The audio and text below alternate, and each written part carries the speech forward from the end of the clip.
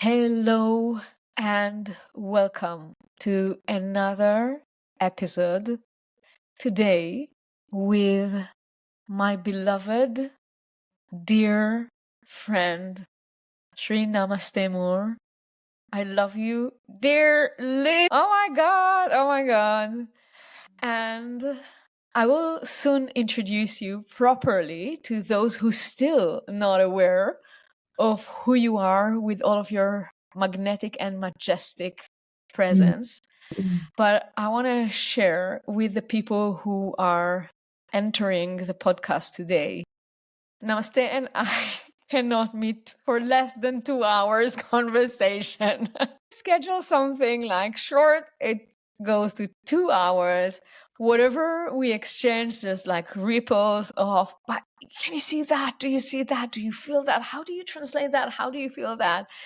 And I feel that you have today a possibility and invitation to have a sneak peek into our relationship, I would say. Although we can share and exchange, and we will share and exchange some highlights about you, Namaste, and your presence, and what your presence is in this world and for this world.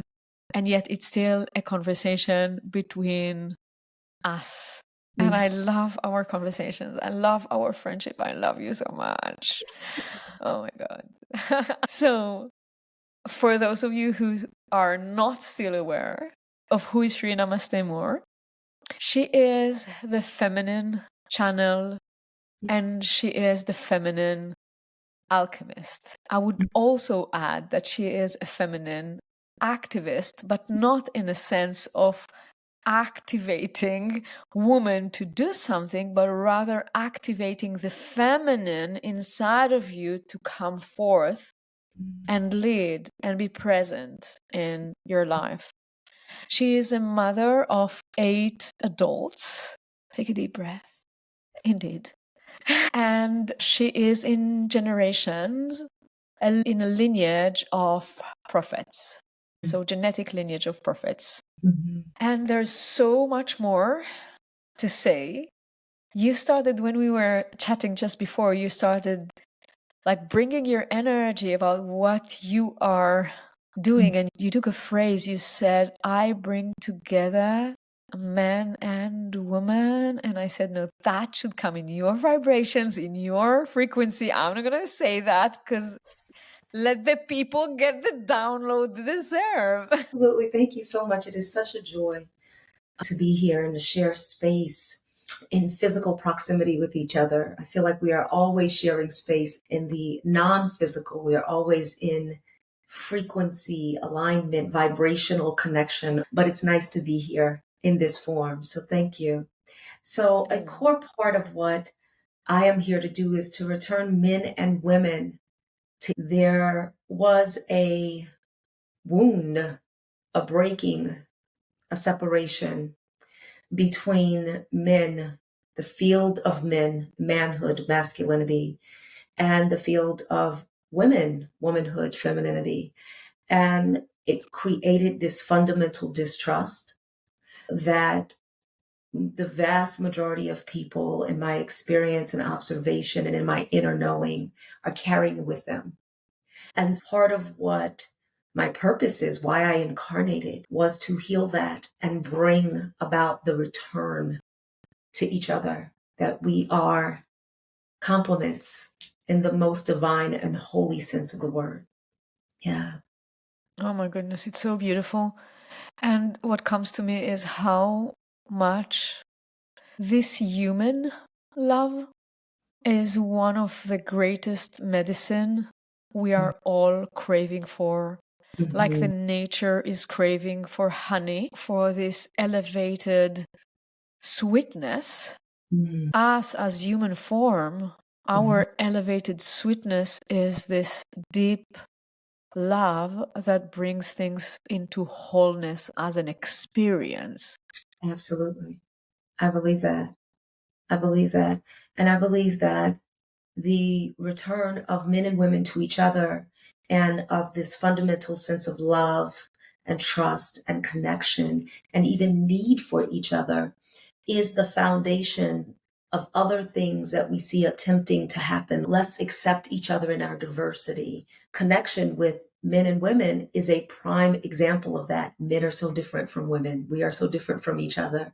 And so it's almost as if we can do this dance of respect and appreciation and love and being complementary and recognizing our differences as being our gifts to one another.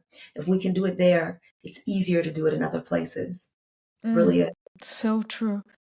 So true. One of the things that I feel so strongly within me in my life and as I guide and mentor other people is how you behave in the depth of your being.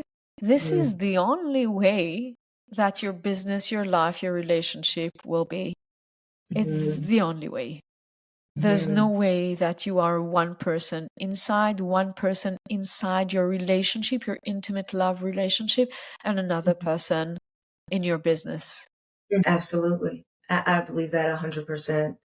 That if you are living in a state of fight and flight and depletion and separation from yourself as love, it can't help but inform upon everything that you're trying to do. And if you have a purpose, then it's all the more imperative that you have that connection to love, because love is what keeps our frequency when it comes to our purpose clean. It's what keeps it pristine, is the word that comes to mind. And it's not like, love is not like this, oh, that's nice. It's vast, it's fierce, it's rich, it's deep, it's raw, it has teeth and claw as well as sweetness. It's hot, it's honey, but it's also cayenne. It's all of it. And when we embody that fully and allow ourselves to not only give love and receive love, but to be love, it changes everything. It changes everything we touch. So powerful, so beautiful. And you, in your journey, you say that I was born for that. When did you realize that this is what you were born? Because one of the beautiful things I love about you so much is that you've journeyed. You didn't take it light, right? You've journeyed through religions and through relationship and through the depth of the being.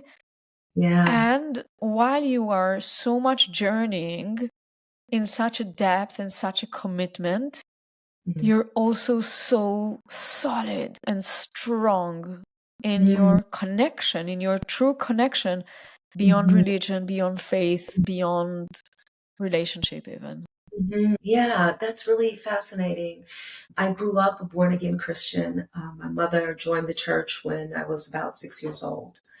And she is a prophet, and the faith that I grew up with, the version of Christianity, if you will, was very, very closed in many ways. It was very much, you can't wear pants, you can't wear makeup, you can't do this, you can't do that. It was all about holiness.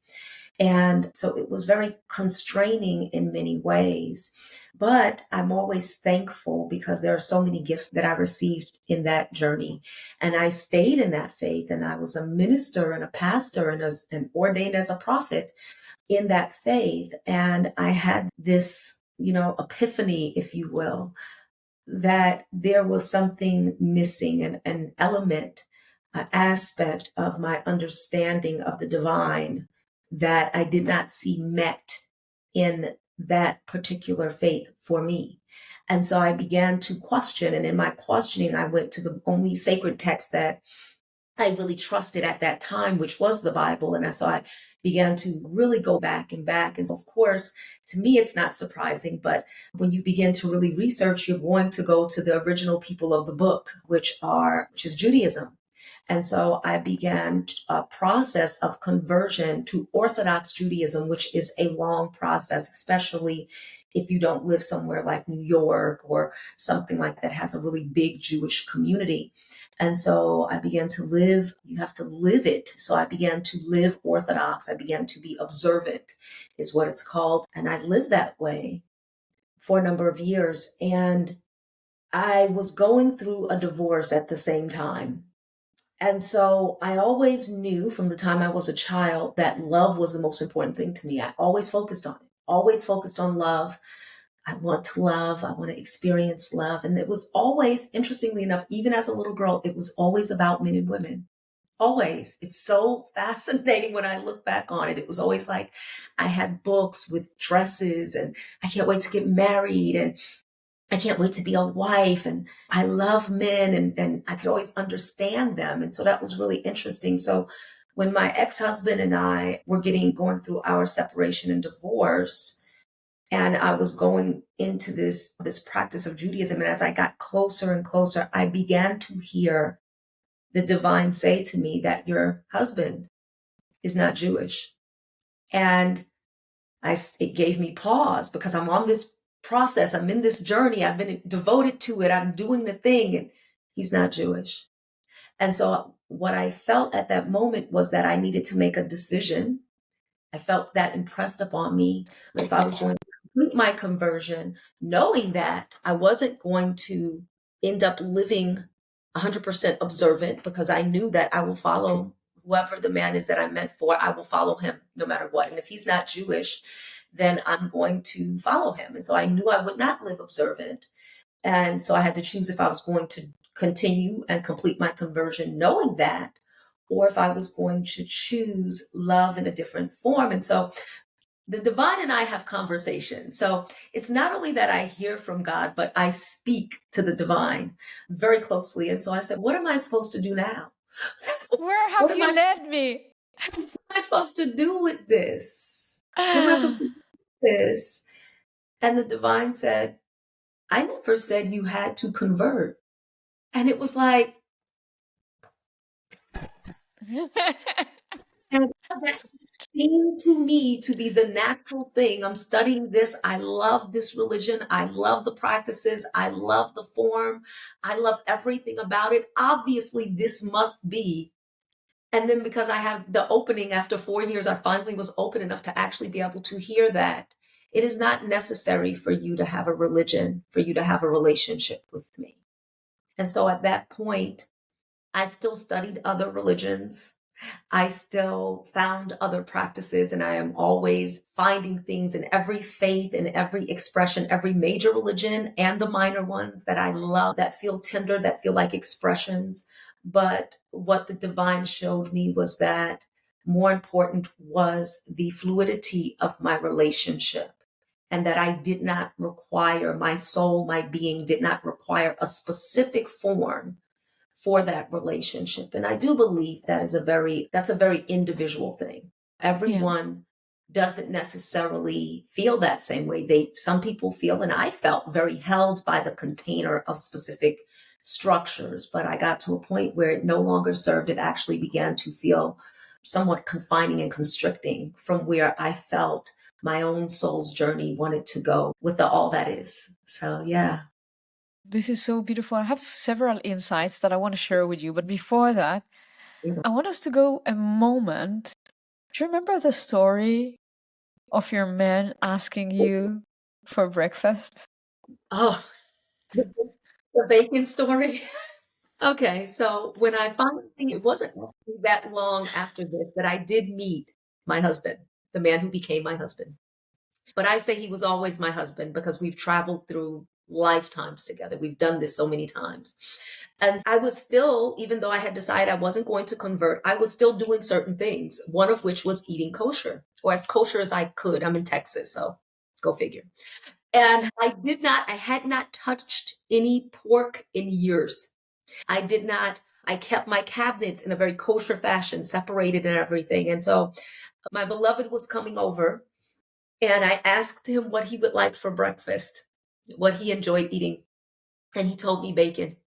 And I said, turkey bacon? And he said, no, that's like cardboard, real thick cut bacon. And I said, okay. And I went to the grocery store and I bought the bacon. And I also got a pan specifically so I could make his bacon without contaminating the pans that I had. And I opened up the window in the kitchen so the bacon smell would leave as quickly as possible. and I made the bacon. And he appreciated that so much. It was so fascinating because he realized that I had no judgment about the fact that he wanted to eat bacon, and that also that I was so desiring for him to have the experience that he wanted to have, that it didn't matter that I wasn't eating pork.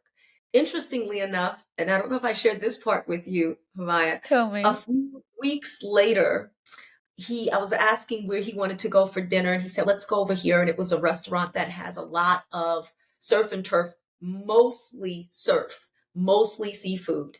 And he ordered ribs and lobster and shrimp. Now, so for those of you who may not know, these things are all things that you do not eat. They're not kosher. As a Lobster Jewish. is not kosher. Crab is not kosher. Shrimp is not. You don't eat any of these things when you are trying to eat kosher. And so he had ordered all of this food, and I was looking at it, and I felt the desire for a deeper intimacy with him through eating what he was eating. And it's difficult to describe because it was a metaphysical thing more than anything else. It was almost like a surrender of the heart. And he was sitting there and he was eating it. And I had ordered salmon. So I'm sitting there eating my salmon, and I look over and I reach over and I take one of the shrimp off his plate and I eat it. And he looks at me and his eyes get really wide.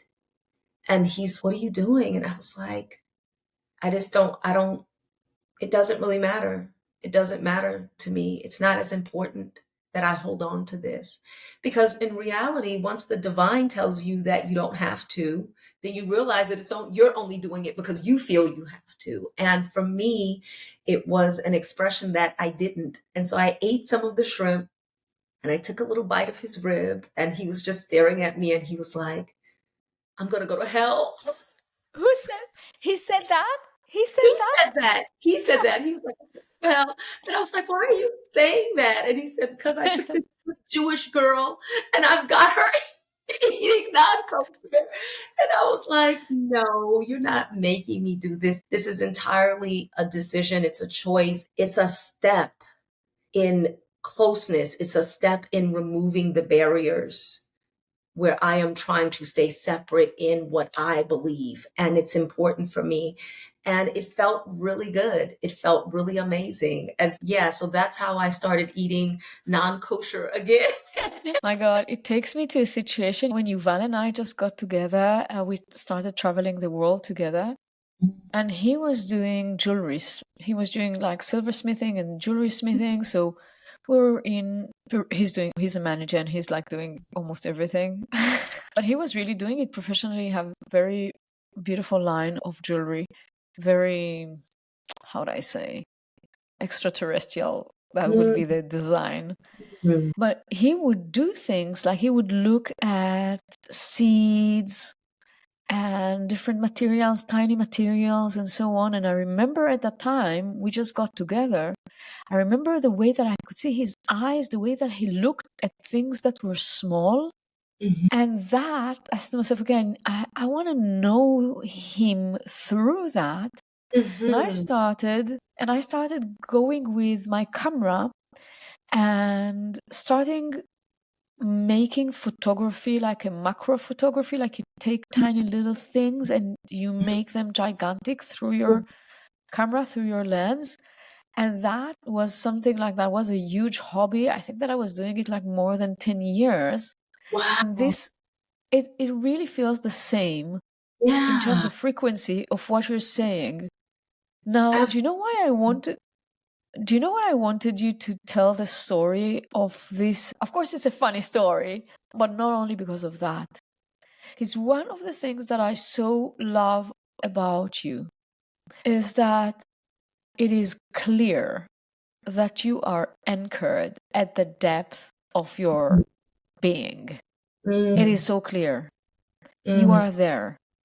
And yet, while you are there are still some deep movements that you can do that might seem from the outside, to someone who cannot understand this depth of anchoring within, as someone who's betraying herself, as someone who is getting lost in relationship, as someone who doesn't have an opinion or doesn't have a skeletal or whatever way you define it.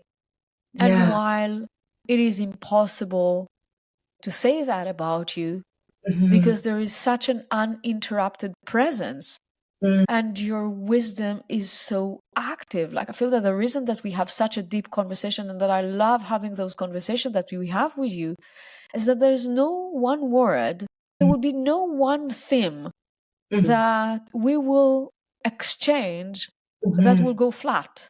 Like, we No. dive into the depth in such an immediate way. Can you share with us, if it is at all shareable? Yeah, because that is, we're speaking about something so refined. Yeah, and it's About, interesting. It is a paradox. I think I always say that I'm a walking paradox. Most people experience me as this paradox because of that. Because of there's depth and also fluidity. There's anchoring and there's also this movement. And it is seeing every physical expression, every physical matter-based thing, every substantive thing that has density and you can touch it, all of it as being an opportunity for the expression of God through me. And so if the divine mind wants to move, my anchor point is always in that divine mind. So if the divine moves and shifts, and that fractal, that's how I perceive source, is as this infinite, and it's beyond description, but this infinite fractal that is constantly moving. And also it can appear as if it's staying the same at the same time. It's that paradoxical. And so if source wants to move and express in a different way with me, in me, as me, through me, I want to give that space for that. So it's the spaciousness, I believe, that gives opportunity for that. So I always say, I will show up as I am showing up for as long as source desires to show up in me, as me, through me, in that way. But if tomorrow's source, I awokened and I felt this wonder, this opening, this opportunity to shift into a different form, shave your head, wear black makeup, wear black leather, cuss like a sailor, I would I would become that equally as much as I am this. And I think one of the things that is in how I approach my marriage, we don't even call it a marriage, we call it dyadic consciousness. The way I approach our dyad with my king, my beloved, my divine masculine in physical form, is that he is the catalyst or the instigator or the initiation. That is how the divine shows me the movement. Yes, I do definitely feel that movement within myself, but he's also a part of that. He's not outside of me. So I'm not a closed system. We are a system. And so I allow him. I don't have any barriers to my being moved by him, because I see him as the voice of God, the hands of God, a vehicle by which the divine communicates with me as well. Yeah. so beautiful. I love that. And I wonder, this element of being a prophet and being in a prophet lineage, how did that show up in your life? So it's very interesting. As a child, I knew how to do things. I knew how to do like magic. It's almost like I came here knowing how to use a pendulum, for instance. Nobody ever taught me. I was in Catholic school. The first time I picked one, I took a little rock and tied it to a string and was telling the kids around me, ask me a question, I'll tell you what it means. And the nuns, of course, did not like that.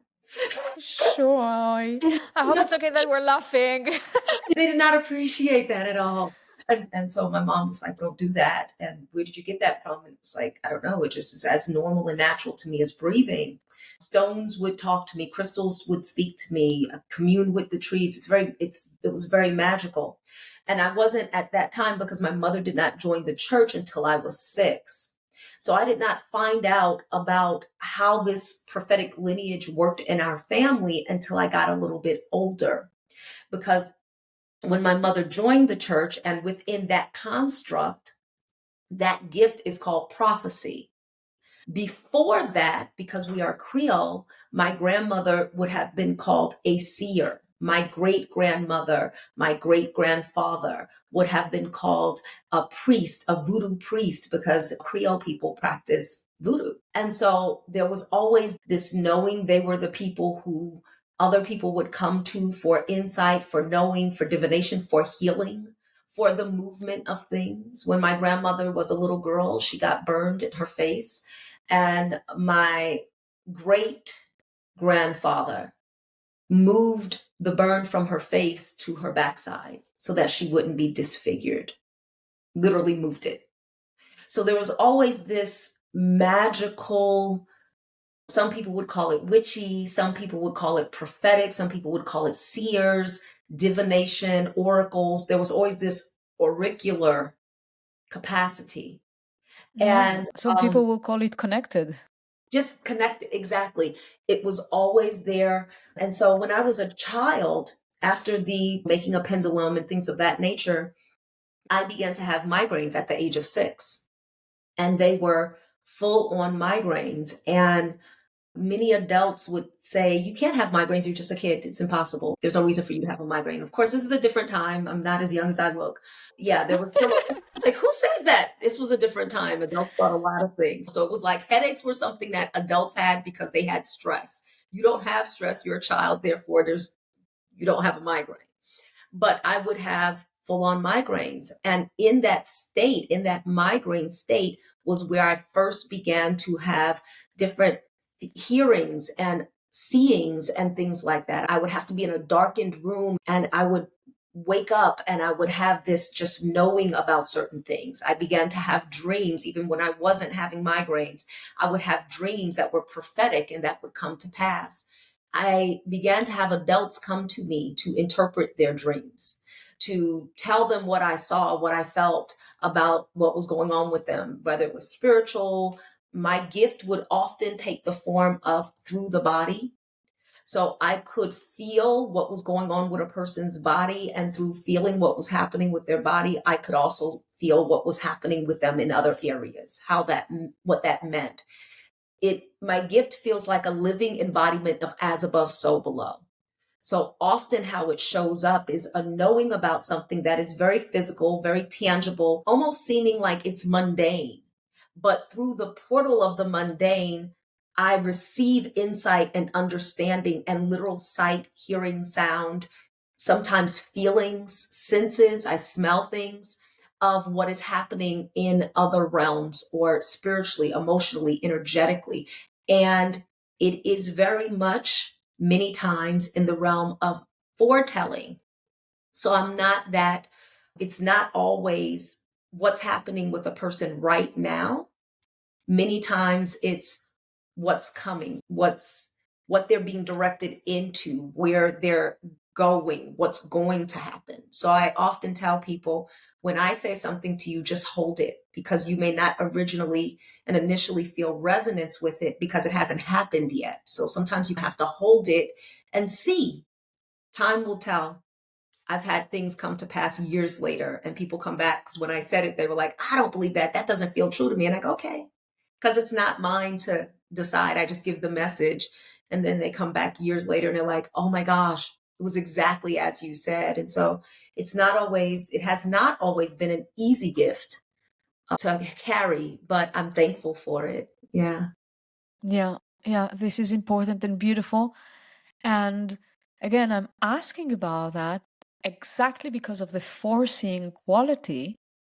And I want us to go back again into femininity, into relationship. We keep on like seeing an aspect of you and coming back into this intimacy, into feminine and masculine, So you were speaking about, you said we're not in marriage, we are in dyadic, Dyadic consciousness, yes. exactly, Yeah. dyadic consciousness. And then this is where I felt we should bring the prophet forth, because I do feel that there is something in the prophet who could define and refine this oneness consciousness on earth, which you name as dyadic consciousness, as intimacy between male and female.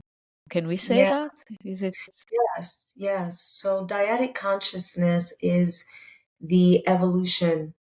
It is the next stage of, it's the next stage of evolution for the human. It's where we're going. We aren't ultimately meant to operate as singular entities. There was a time and a space where it was necessary so that you could begin to understand the nature of your individuated status, your fractal, your localized experience of divinity. But where we are going, the direction that we are going in is into a paired consciousness, one consciousness inhabited by two beings. It is neither solely his consciousness nor solely her consciousness, but it is a new consciousness that arises and is hosted by their union. It is beyond what can be conceptualized. Hints of it. You see a foreshadowing of it. You feel in your being a longing for it, if you allow.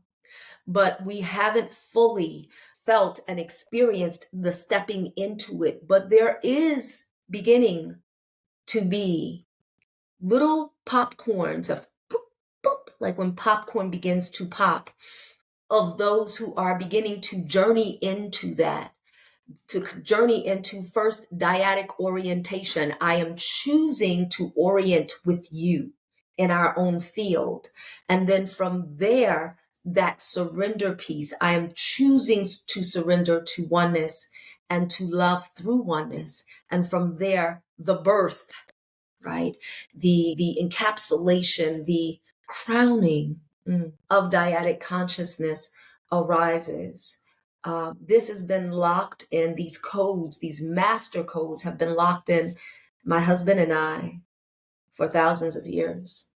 They've been locked in us for thousands of years. And it is only now that this is the time for them to come forward for humanity. And so I feel very honored, privileged to be here. So when you are experiencing this channeling, this bringing forth of codes that came from, in my experience, whenever we converse about that, it feels like that was seeded in ancient civilizations before the current civilization, right? Yes. You feel that as well.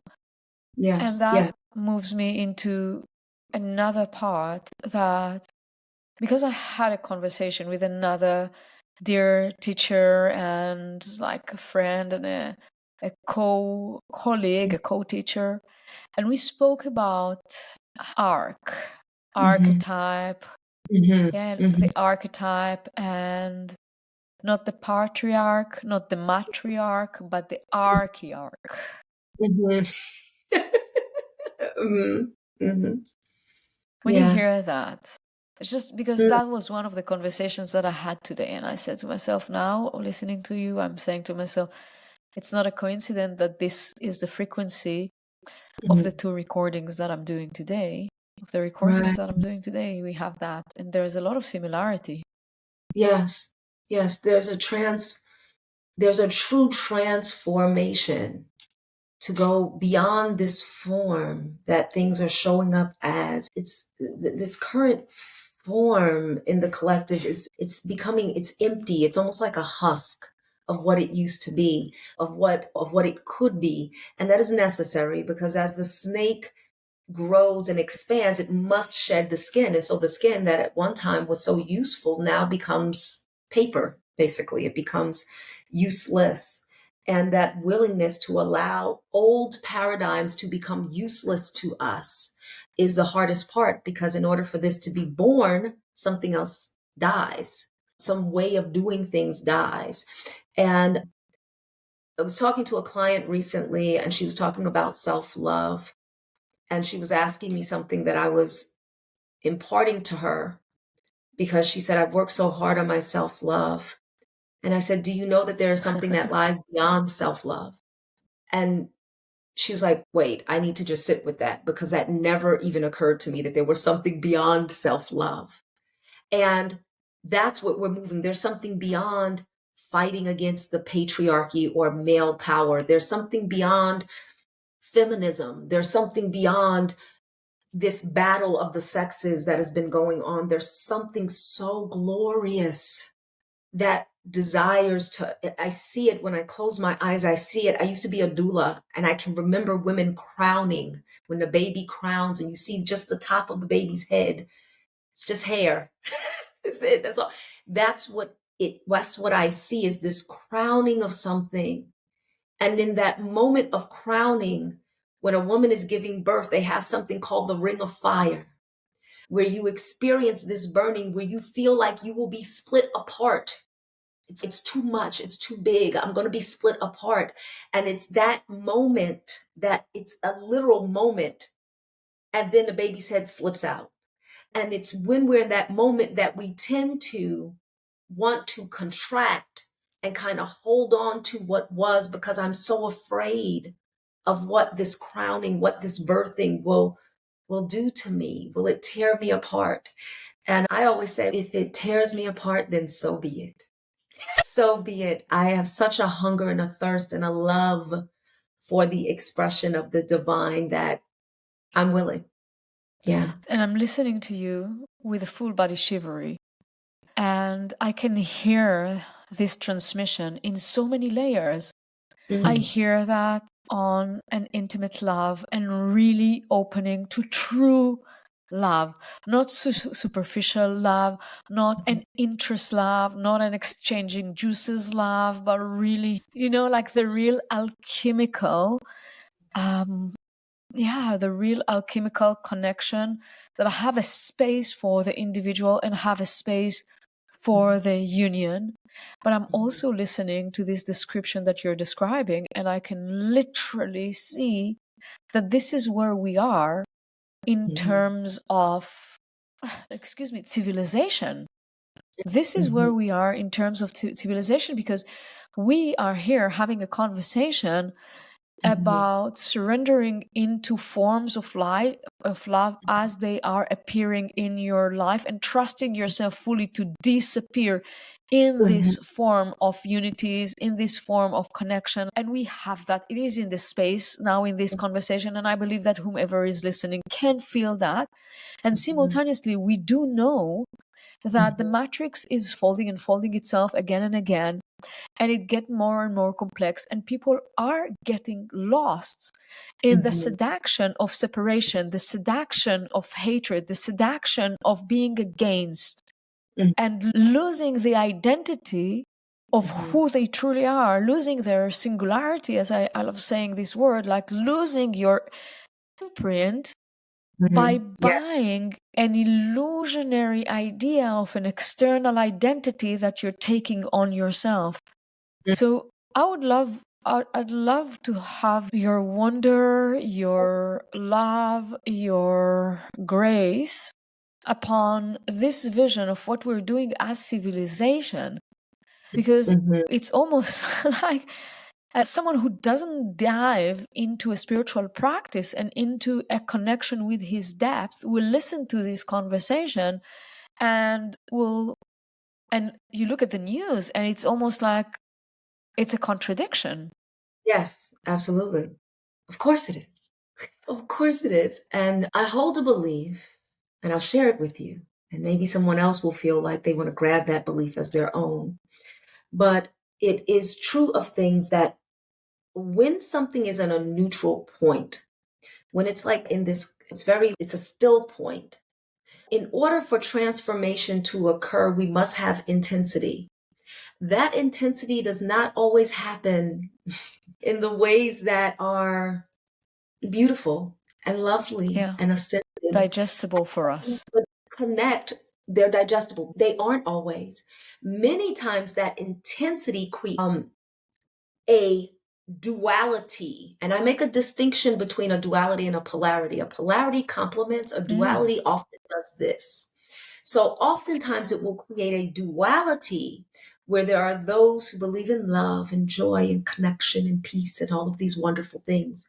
And at the same time that those are arising, there are those who believe in something completely different. They are using their individuation to believe in division or allowing their individuation to be submerged under a consensus or under a narrative or under a this is what everybody says, this is what everybody thinks, etc.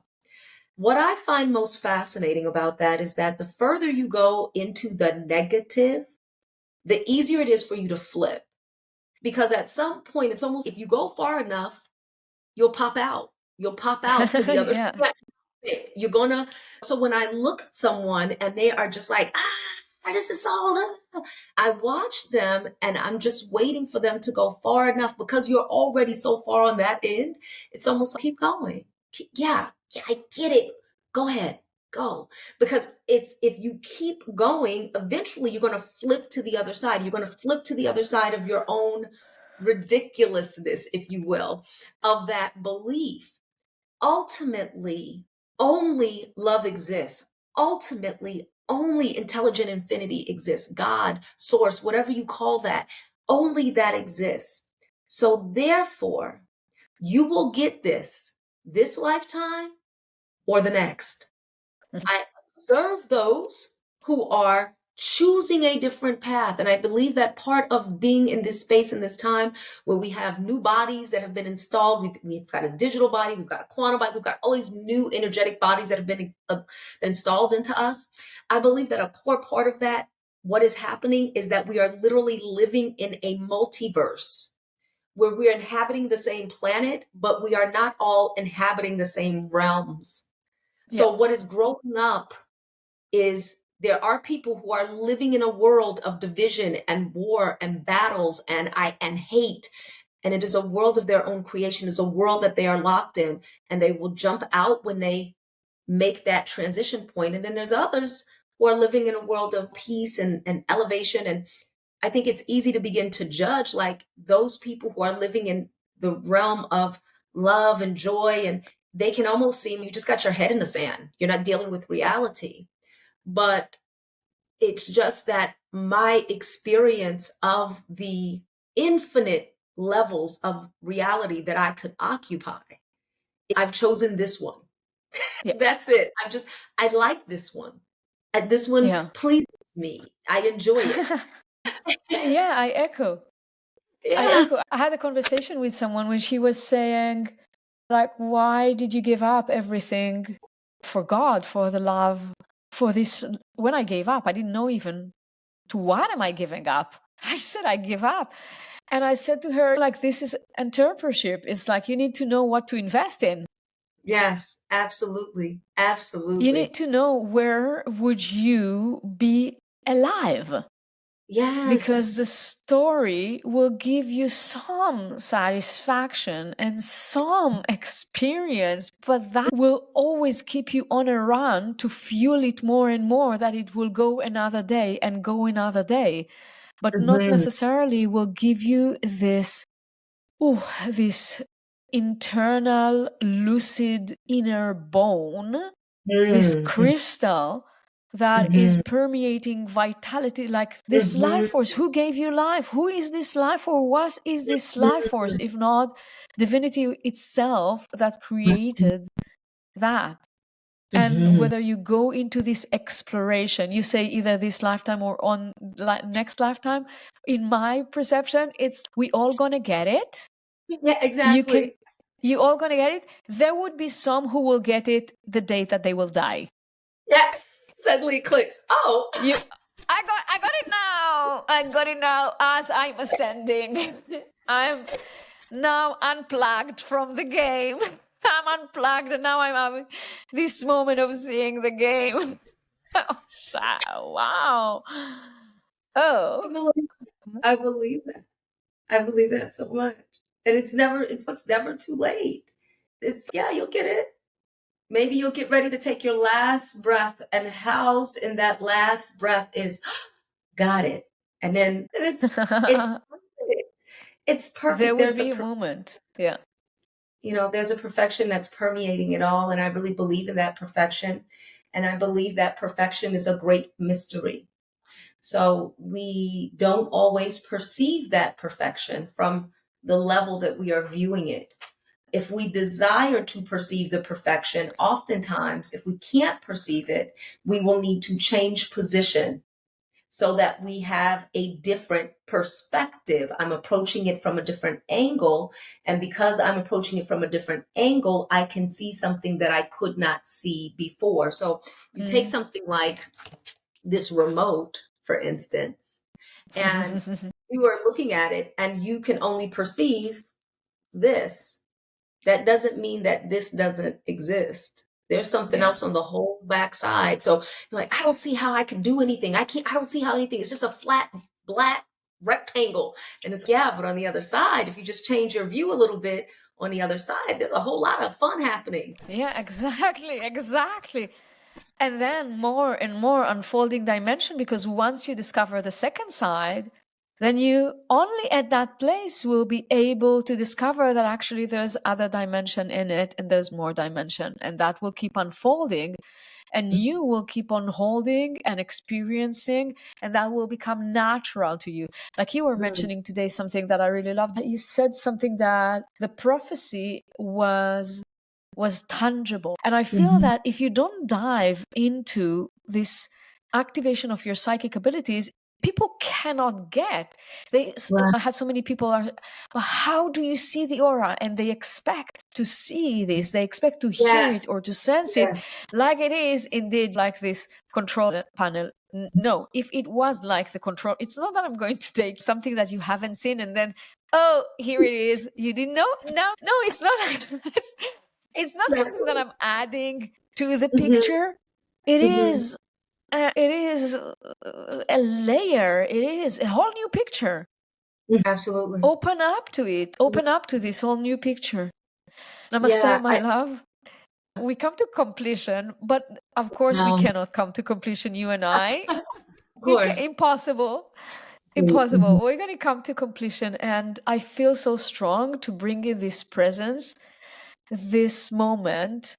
Do you remember in one of our conversations where I told you about windows to the universe and all of that? And I told you your munyasa, which is the aspects of those windows to the universe, your munyasa is very specific. And I think that was in one of our first meetings that I told you, and I still didn't understand the depth of who you are. It was the first date we had or something like that. But I sensed that in you.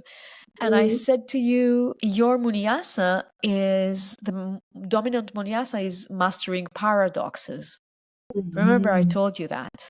Remember? And then now it's already a month ago, that I opened my own book that I wrote about all of this elevated wisdom of how we bring potential energy into this world.